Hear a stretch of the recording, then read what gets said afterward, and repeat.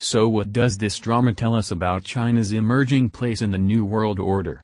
And what light does it throw on the very particular problems post-Brexit, for the British government's efforts to roll out a new and optimistic foreign policy under the banner of Global Britain? First off, was this crisis inevitable?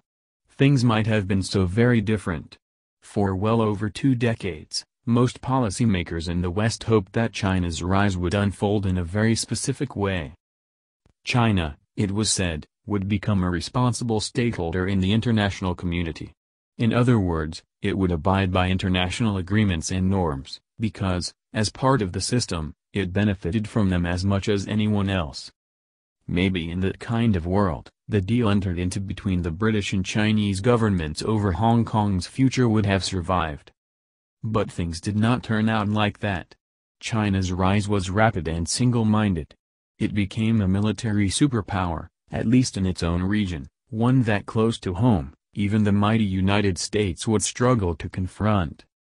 But its rise also came about at a time when the West in general and the United States, in particular, was distracted. There was the war on terrorism and the crisis in Syria. Europe had the distraction of Brexit. And then there was the Trump administration in the United States, which has hardly been consistent on China policy. Indeed, it has lacked a strategic sense in foreign policy across the board. China's rise over the past 5 years has coincided not just with a relative decline in Washington's standing abroad, but an absolute decline, plunging Washington's alliance systems in Asia, Europe and the Middle East into crisis. While problems between the West and China grew in number, there was no overall response that saw these as elements, trade tensions, technological rivalries, strategic issues and so on, as part of a bigger China problem that required a concerted and coordinated response. This was the world on the brink of the COVID-19 crisis, a drama that originated in China and which initially caused some serious problems for Beijing, but one which it was clearly determined to turn to its advantage. It is no accident then that a more strident nationalist tone in Chinese policy has been the result, ranging from tensions with the US and Australia, Sino-Indian rivalry on their common frontier, and to cap it all, China's decision to overturn the fundamentals of its deal with the UK over Hong Kong. Indeed, the COVID-19 crisis gave Beijing the opportunity to bring the Hong Kong crisis to a head. However long this pandemic lasts, one consequence is clear: the trajectory of Beijing's more assertive policy is unlikely to change unless real and concerted pressure is brought to bear. And for all the condemnation of China's attitude towards the liberties of the people of Hong Kong, it is hard to see this happening. This then places the British government in a significant predicament. Mired in mid-pandemic where Prime Minister Boris Johnson's government's handling of affairs has been much criticized, this is the first big test of Britain's new bullish and rebranded foreign policy, an approach dubbed Global Britain. Nobody really knows quite what Global Britain means. Making the best of a bad situation is what many opponents of Brexit might cynically note. And to be fair, with the COVID-19 pandemic taking up so much of the government's time, it is simply far too early to make any kind of verdict about Global Britain on the basis of the Hong Kong experience. But what this row with China does do is to throw a spotlight on the strengths and weaknesses of the UK's current diplomatic position. It is important to cut through the high-flown rhetoric and look at the stark reality. Hong Kong is part of China. Britain is the former colonial power which does not cut much ice in Beijing. China is widely held to have broken its agreement, quite apart from pursuing a whole variety of unpleasant internal security policies. But China is something of a superpower and Britain is decidedly not. So where does this leave Mr. Johnson's government? Many commentators would say to his credit that he has taken a moral stand in offering sanctuary to some 3 million people from Hong Kong.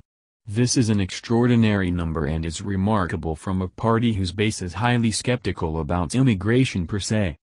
The fact that China may not allow many people to leave, or that many will decide to stay, or indeed that many, even if they do leave, will go elsewhere in the world, does not alter the fact that Mr. Johnson, when faced with Chinese pressure, has tried to retain the high ground. But diplomacy is made up of many things. Principled action, many might say there is far too little of it in world affairs, is one thing, but achieving one's foreign policy goals is a team sport. It is about gaining the trust and support of allies, crafting joint positions, and developing joint action. Here, despite a good deal of rhetorical support for the UK's position on Hong Kong, little has happened beyond words. The Americans are rolling back some of the trading advantages afforded to the territory of Hong Kong, but then, this is an election year and Mr. Trump sees getting tough with Beijing as one element of the strategy that he hopes will keep him in the White House.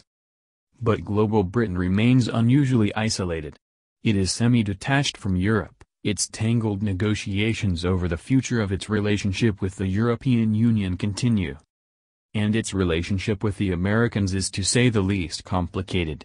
For all the bonhomie between Mr. Johnson and Mr. Trump, the UK badly needs a trade deal with Washington and is always going to be uncomfortable at the thought of whatever quid pro quo may be required for US support. Indeed, the pandemic highlights such problems in stark terms.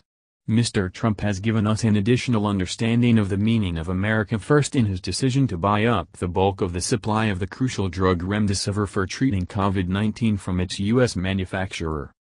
The EU is trying to negotiate supplies for its member states. It is not entirely clear where the UK stands in all of this, though press reports quote officials as saying it has secured sufficient supplies for its needs.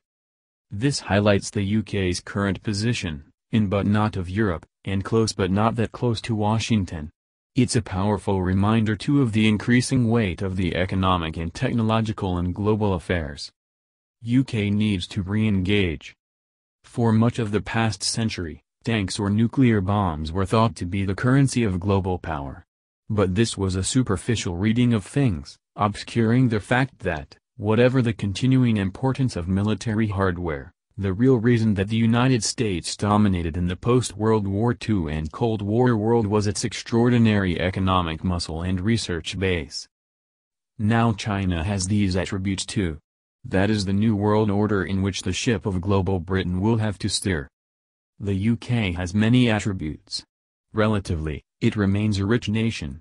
It still retains a seat in the director's box of international politics, the UN Security Council. But it is going to have to find a way to re-engage in a post-COVID, post-Brexit world. Across the globe, there are signs of a growing frustration with Beijing's bullish policies which perhaps really should now be dubbed China First. The colonial legacy has given the UK a prime role in the unfolding Hong Kong drama. It now needs to play its part in helping to forge a new international consensus on dealing with Beijing, one that at the same time pushes back against Chinese pressure while seeking positively to engage with China's rulers on the big global issues that matter.